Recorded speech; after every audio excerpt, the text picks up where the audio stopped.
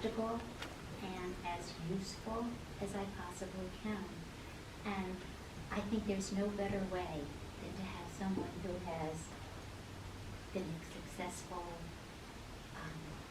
example of what individuals with some challenges can achieve and how he has gone about and the support he has had as he has faced 20 plus years of going through some interesting times. So, Brett, I'm going to leave this to you. I'm going to sit over here. Thank you, Jackie. And you know how to use the PowerPoint, how to go from slide to slide. I don't have a Oh, yeah. one. You have to go over Yeah. there.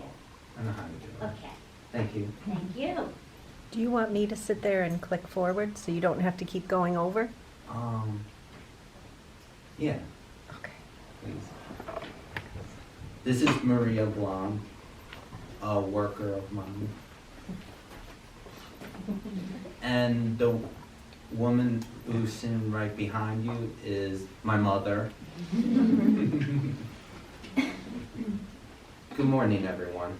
Good morning. Good morning. How was your Thanksgiving? Great. And yours? Great. I gobbled.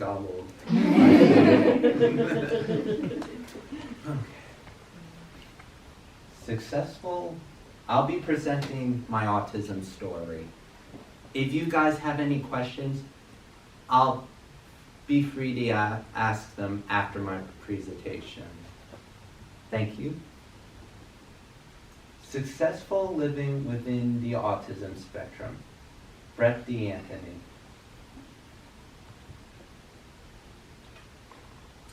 Oh, I almost forgot something. How many of you know anybody with autism? Wow. How many of you know a relative with autism?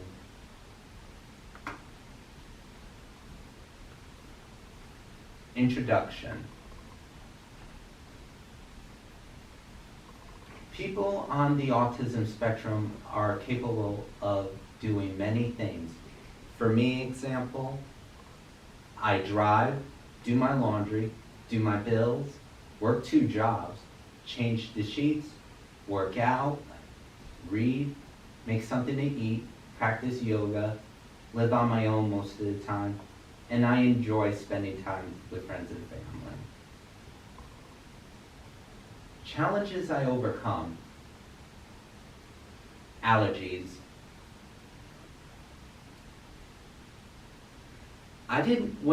In my early life, I did not progress in anything, and that was before I started doing these allergy shots that I used to go every Monday after school. I would wait 3 or 4 hours in there just to wait to get my shots.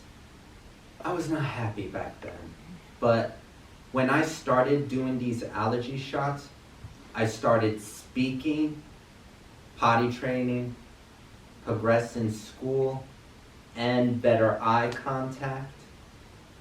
And I also enjoyed more things and going places. And I also have a diet restriction, gluten-free. Even though myself, despite of all that, I love gluten still. That's never gonna change. Speaking.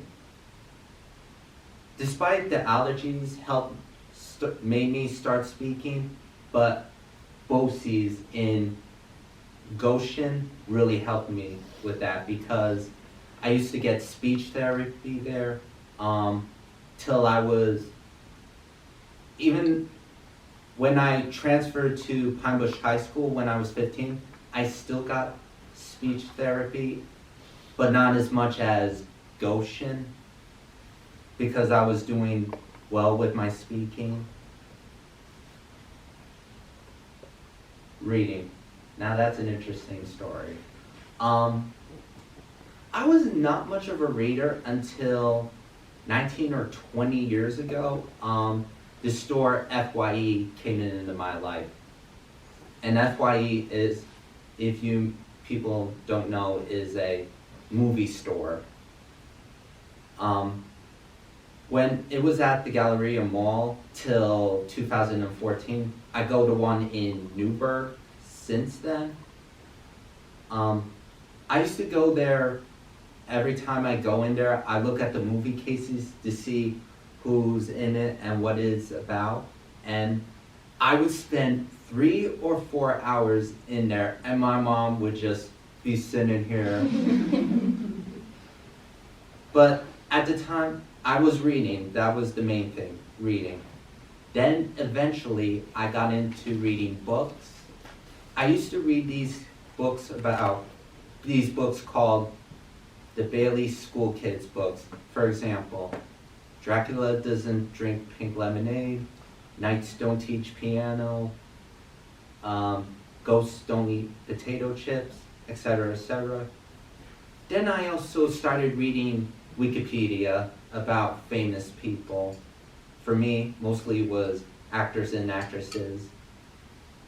Then I also gradually got into reading their autobiographies because they're more detailed when it's autobiographies.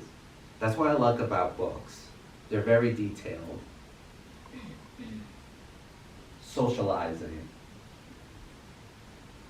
I was not very social that I am today. And I think going to Pine Bush and my family helped me with that.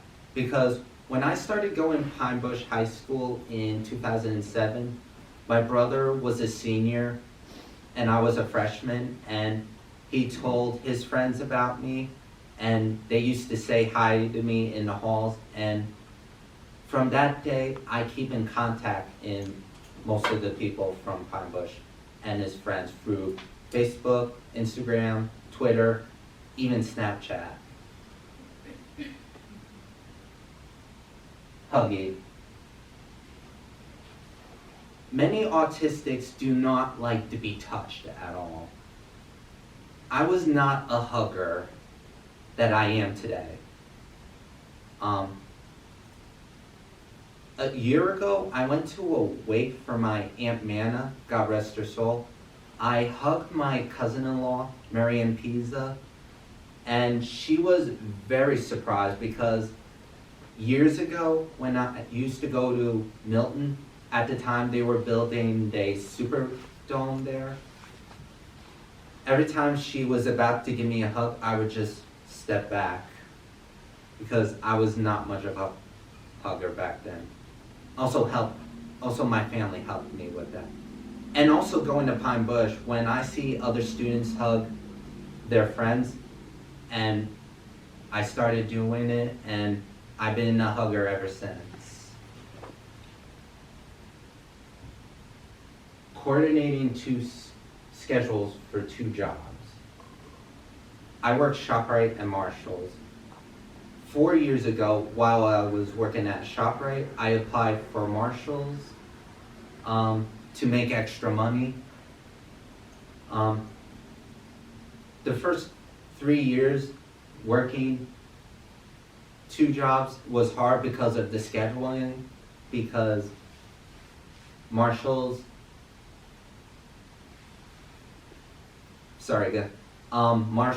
did the scheduling on a different day, and ShopRite did the scheduling on the different day, so it was very hard for me to coordinate my schedules. Then finally about a year ago, Mom and I went to Marshalls and told them I can work in mornings, not at nights. Then we went to ShopRite and told them I can only work nights, not mornings. And that's been a lot easier for me. Living on my own. 2 years ago, I moved in with my dad in Middletown because I wanted to be more independent. And that was a start because he has a place in Florida. Like, he likes to go there most of the time during the winter. I do my own grocery shopping, pick up my prescriptions, do my sheets, clean my room. But the best part of it is privacy. I love privacy so much, I would walk butt naked in my own house. Brett's advice: dignity of risk is right to take risks when engaging in life experiences and a right to fail in those activities. Janice Schaus, a parent of a child with autism. Now, I learned this in an autism conference back in April, right here in SUNY New Paltz. Brett's advice: dignity of risk. If you want to succeed, you have to take a little risk.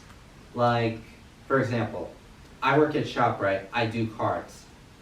It's annoying, but it's an important job, but it's also a risky job because there are a lot of people there are non-observant and don't watch where they're going. Even though you're supposed to push 5 carts, I can push more than that because it's more efficient if you do it that way. When it comes to the holidays, you have to push a lot of carts in because there are customers coming and going, and the carts would disappear really quickly.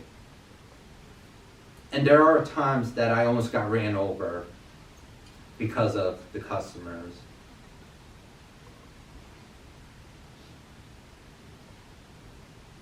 Letting people do things even when it takes longer. It took me a while to be a hugger. I was just not a hugger. I think that really took me a while. But again, at the wake a year ago, Mary and Pisa was very surprised. That's how much I changed over the years.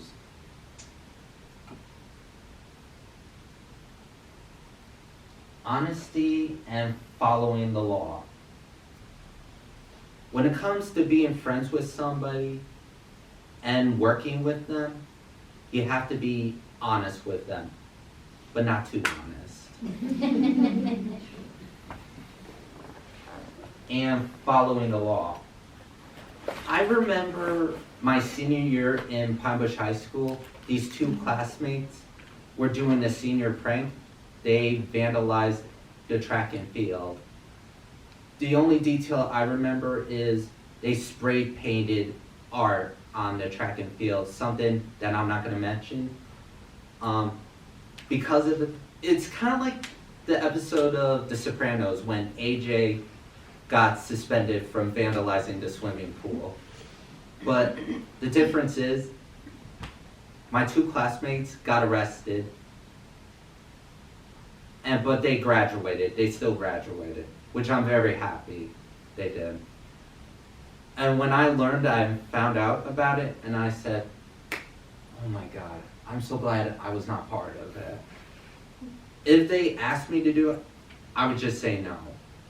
Vandalism is a big deal in this world. Encourage, advocate, and help. The whole reason I'm doing this presentation is to encourage you guys and help you to understand what we autistics are capable of.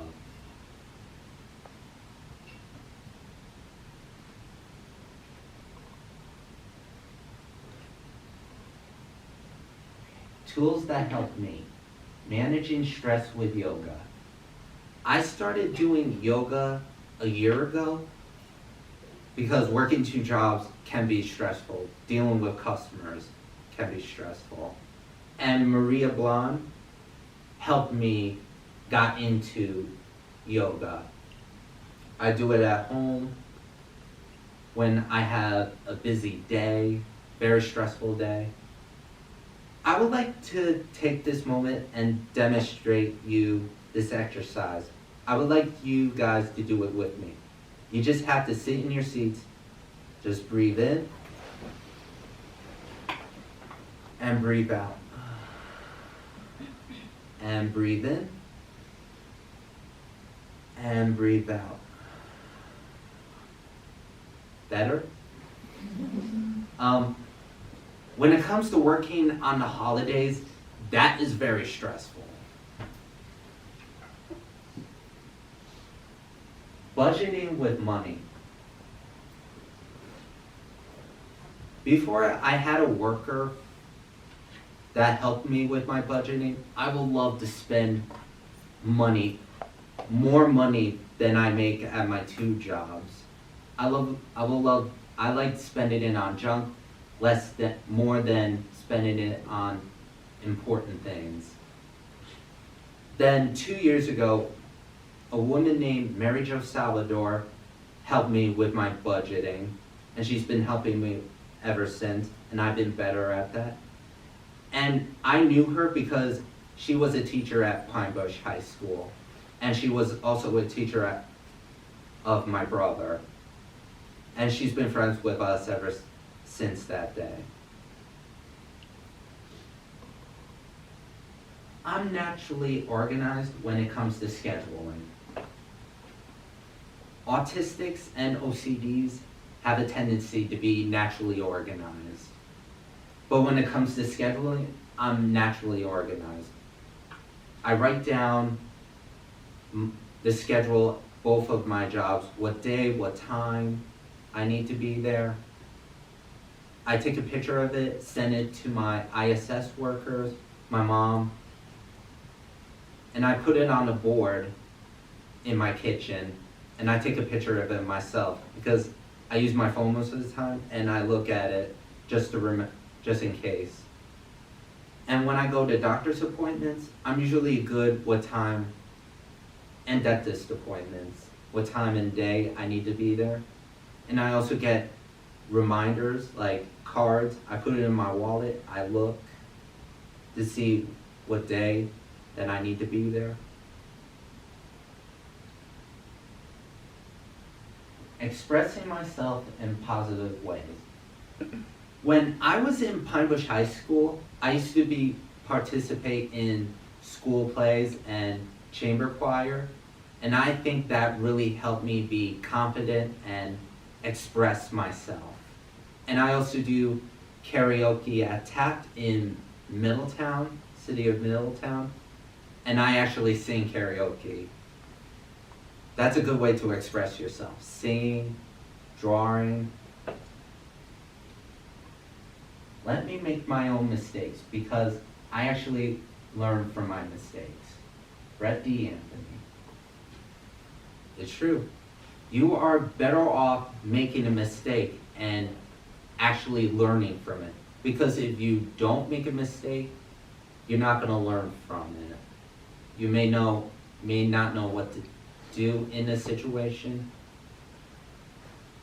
That's the beauty of making a mistake.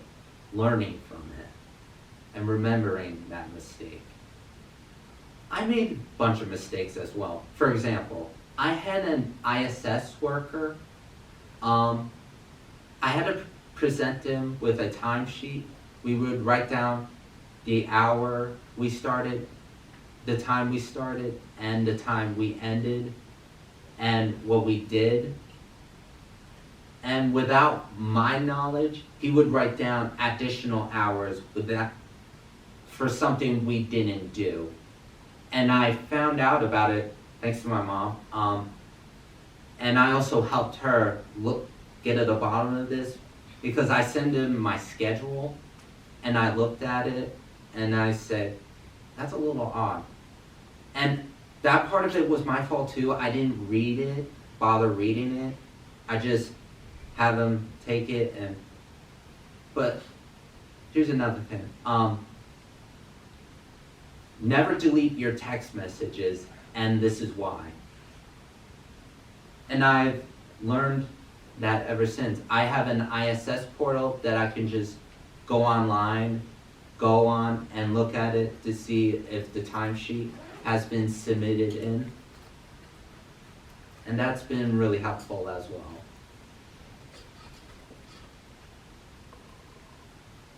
Any questions? Yes. I go to Taft. What night do you sing on karaoke? What night? Yeah. I do Mondays, Oh, sometimes and Fridays as well. Oh, okay. Cool. That's good. Anybody else? Yes. What in school helped you the most? We're future teachers here. Oh. What advice can you give to our teachers of the future as to how to maybe better interact and encourage other students on the spectrum? Can you specify that question, Uh-huh. please?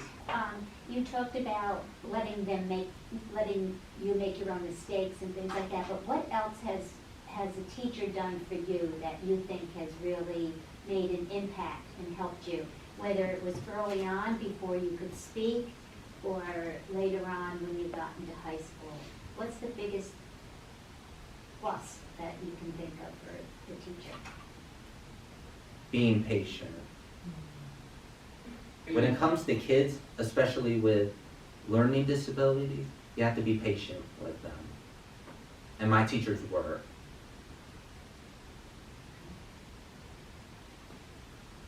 Yes. Was it hard going from BOCES to Pine Bush High School? To be honest, a little bit. I had some doubts. It's like the movie Shawshank Redemption, when this older guy did not want to leave prison because that's the only world he knows. And that's kind of how I felt. But I went to Pine Bush, see it through till the end. And there is some part of me would like to know what would it be like if I didn't go to BOCES, then go to my home school district for the rest of my life. But there is another big part of me that I would be held back because of my struggles more than a year. And I also had stomach problems too, so I was home most of the time. That was a very good question. Yes. If you could choose one of the teachers that you had growing up with, who was your favorite and why? Like any? Any of them. I gotta say, in Pine Bush High School, I had a teacher gym teacher in my sophomore year, and luckily enough, in my senior year, Jen Evans. She was very cool, nice. She was not a yeller for sure, but she was patient with them, but she was strict as well. Not too strict. How about in elementary school at BOCES? Did you have a favorite teacher there? Not really, to be honest. Were they all good or were they all bad? They were all good. I just didn't have a favorite. Yes. Did you, when you were, it kind of sounds like elementary school wasn't your favorite. Was there a reason, were there some things that teachers did that you really didn't appreciate? My